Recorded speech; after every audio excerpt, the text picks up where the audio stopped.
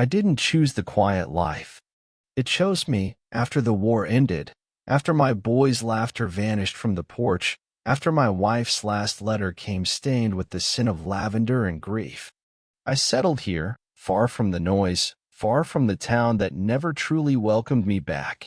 My house was nothing more than timber, rusted hinges, and walls that creaked when the wind mourned too hard. But it was mine. The soil was mine. And so were the memories that clung to this place like vines around a forgotten grave. I didn't ask for much, just that they left me and my land alone.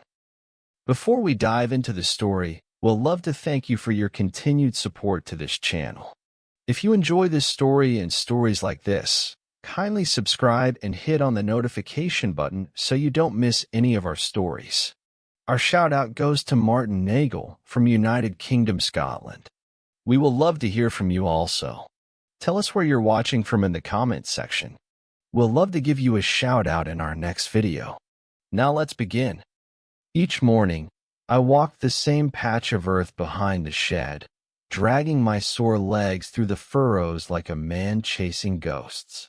The sun didn't greet me, it stared. It burned. My knees ached. My fingers trembled. I'd plant slower than I used to. The strength I once carried into battle was now a burden I carried across the field. Still I planted. Still I waited. Still I hoped. Because this little land fed me. And in some twisted way, it listened. My wife, Eleanor, used to say, "Walter, the ground remembers the hands that love it." But the ground wasn't the problem. The problem was the town. Those boys, those heartless, snickering scavengers, they came again and again. They'd trample over the fences like they were stepping on my dignity. They stole my corn, my onions, my potatoes. Things I grew with fingers cracked and bleeding. I went to town to report it, time after time. But every time I stepped into that dusty little council office, they stared at me like I was just some senile old fool chasing shadows. I remember one of them even laughed and said, "Maybe the crows are stealing from you, old man." The crows had more honor than them. Still, I swallowed the bitterness. I'd grit my teeth, nod politely, and walk the long way home in silence. I'd tell myself not to make enemies. But deep down, the war never really left me, it just slept beneath the ribs. And some days, I could feel it stir. On one of those days, I spent hours bent over in the sun, sowing what little seed I had left. My limbs trembled from the strain. My back screamed. I leaned on my shovel like it was a crutch for my soul. By the time I trudged back home, dusk had crept in like an unwanted memory. And then I saw it. The front door was swinging slightly, the lock broken clean off. My breath caught. My stomach turned to stone. I stepped inside and immediately knew. I'd been robbed again. Only this time, it wasn't crops. They'd flipped over chairs, smashed dishes, torn through drawers. They weren't just stealing, they were searching. And when I reached the old chest under the bed and found it empty, my knees buckled. The letters were gone. Every single one Eleanor had written me while I served overseas. Every prayer, every dream, every goodbye, gone. My hands shook, but it wasn't age. It was grief wrapped in fury. I sat there for what felt like hours, holding the empty chest like it was a coffin. I whispered her name. I begged her forgiveness. And then I stood up, slowly, steadily, and I made my way to town again. Not as a broken man, but as a man whose last piece of humanity had been stolen. And something deep inside, something dark, something old, was waking up. I don't remember the walk to town. Not the gravel beneath my boots, not the aching in my knees, not even the sun that must have been setting behind me. All I remember was the weight in my chest, and the ghost of Eleanor's handwriting still etched behind my eyes. I clutched that empty chest like it had blood in it. My fingers dug into the wood until they hurt, until the sharp corners of it reminded me that I was still here, and that she, my Eleanor, wasn't. But her words were. Or at least, they had been. The streets of the town buzzed as usual. Children ran. People haggled over fruit. Young men leaned on porches like they owned the air. None of them looked twice at me. Maybe they never did. I pushed open the council's wooden doors with a force that surprised even me. I stood there in that narrow office where they always smiled without listening, their polished shoes propped on desks, voices raised in jokes that meant nothing to me. But this time, I didn't wait to be noticed. I stepped forward and placed the chest down hard on the table nearest to me. One of the younger men, Jake, I think his name was, looked up, annoyed. He opened the lid and smirked. Then, like some twisted magician, he reached into his jacket and pulled out one of Eleanor's letters. My mouth dried up. My skin went cold. "This what you're mad about, old-timer?" He laughed, unfolding it. "Let's see what sweetheart Ellie wrote today." And then he read it. Aloud. Her words, private, sacred, were being spat into the air like filth. Words meant only for me. Words she wrote during nights she cried herself to sleep while I bled on foreign soil. They laughed. They laughed at her love, her pain, and then they crossed the line. Another man chuckled and said, "A shame about your boy too, huh? Cancer. What a way to go." And just like that, the world tilted. I could feel it, the beast inside. The one I buried 13 years ago under silence and restraint. He stirred. He roared. And before I even thought, my hand grabbed Jake's wrist mid-gesture. I twisted it hard. He yelped like a kicked dog, and I slammed him across the table with a crack that echoed off the walls. The whole room froze. But I didn't. Two men lunged. I ducked one, grabbed the other by the collar, and threw him into the file cabinet with such force the drawers burst open. The first man tried swinging at me with a chair, but war teaches you timing. I ducked, swept his legs, and he crashed hard onto the floor. One by one, they came. And one by one, I dropped them.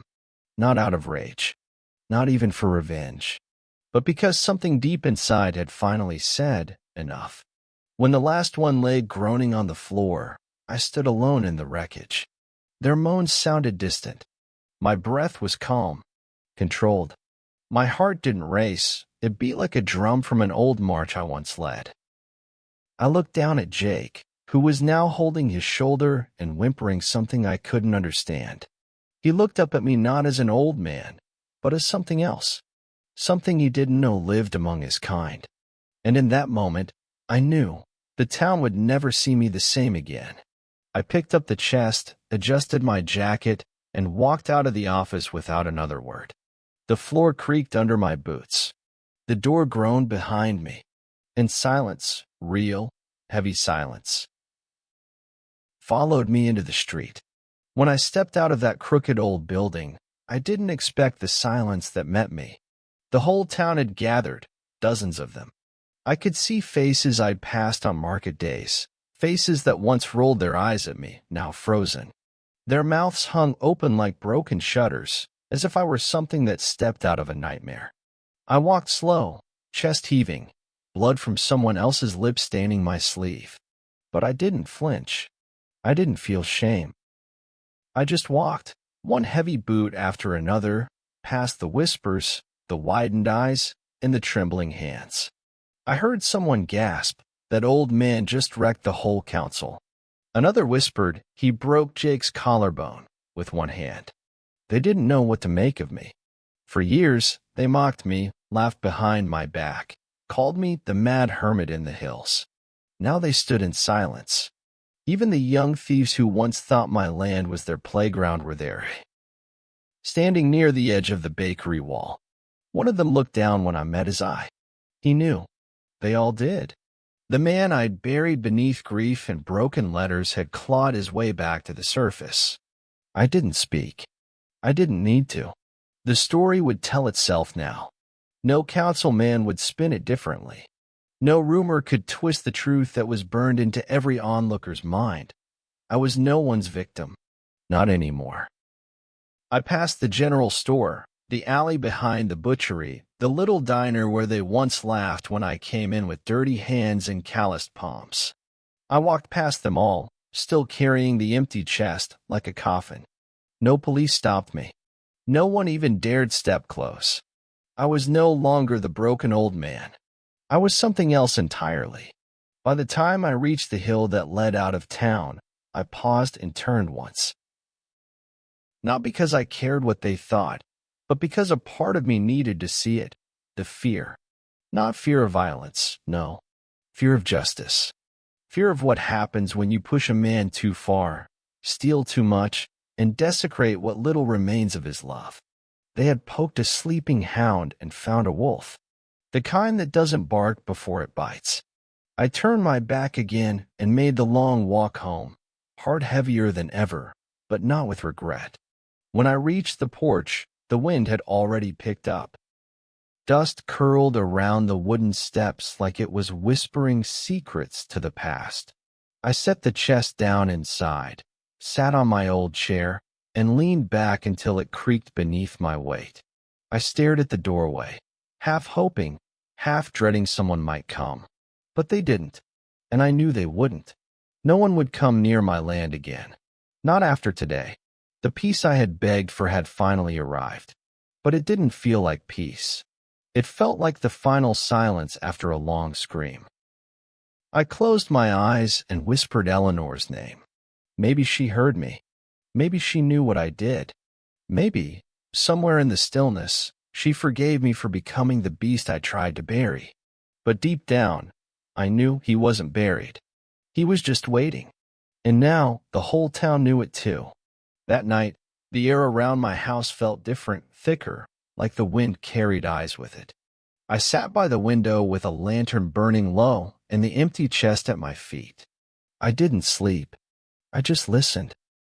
Listened for footsteps, for the sound of someone daring enough to climb my hill. But none came. The silence outside wasn't peaceful, it was afraid. Even the coyotes kept their distance. I could feel it pressing in from the distance. The town wasn't sleeping. They were awake, talking, whispering, turning my name into something heavier than man.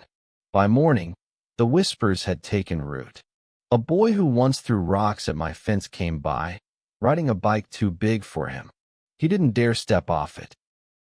Just stood by the path and stared until I opened the door and locked eyes with him. He didn't say a word, just turned and pedaled back as fast as he could. That's when it started. Rumors crawling like vines through the town. That I killed a man in the council chamber. That I used to be a government assassin. That I kept weapons buried beneath my soil. Every story more absurd than the last. But no one came to ask the truth.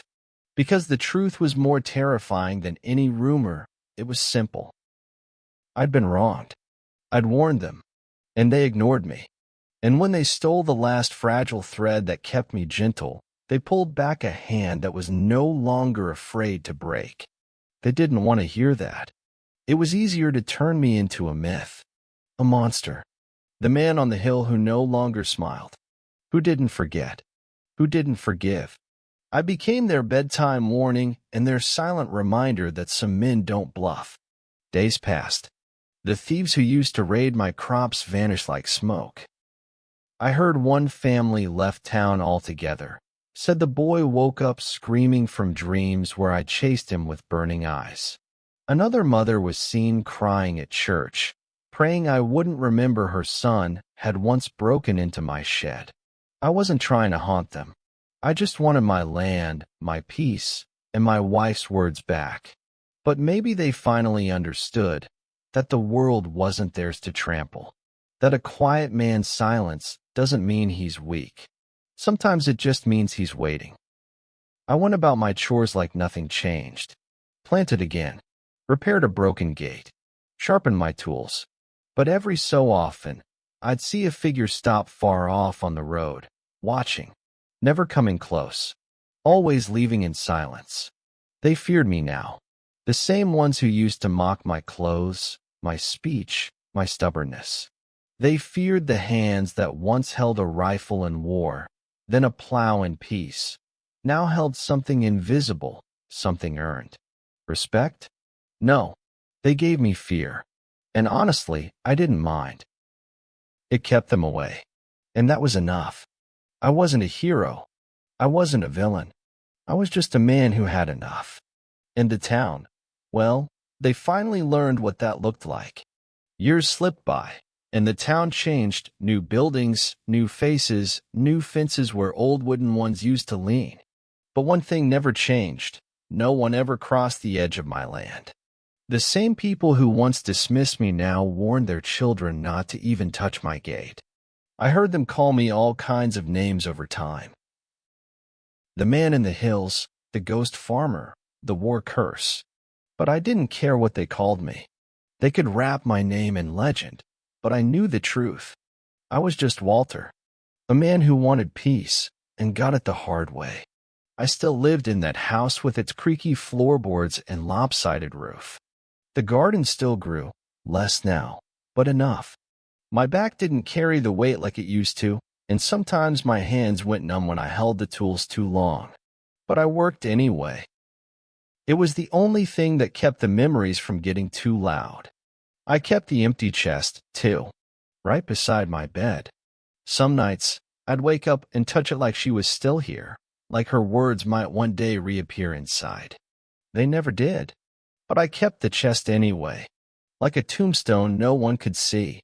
One stormy evening, a man from the town finally came up the path. Young, nervous.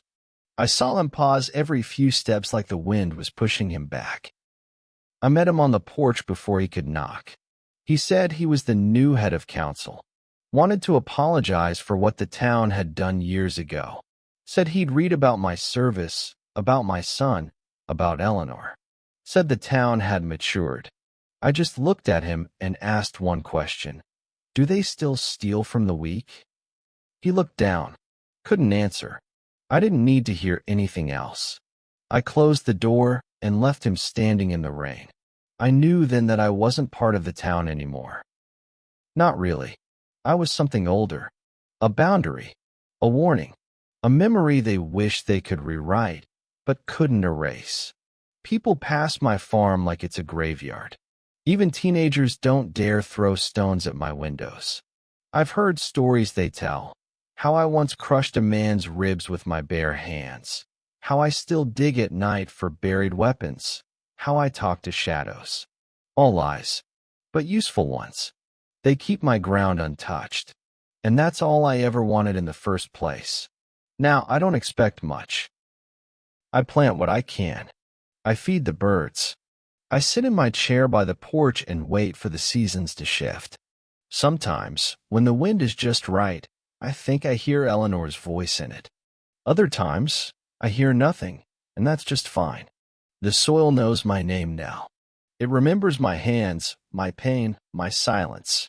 And maybe, when I'm gone, it'll remember not just the beast that awoke, but the man who tried, for so long, to let it sleep. If this story stirred something in you, don't forget to hit that like button and subscribe for more powerful stories like this one. And remember, sometimes the quietest people carry the loudest storms. See you soon in our next story.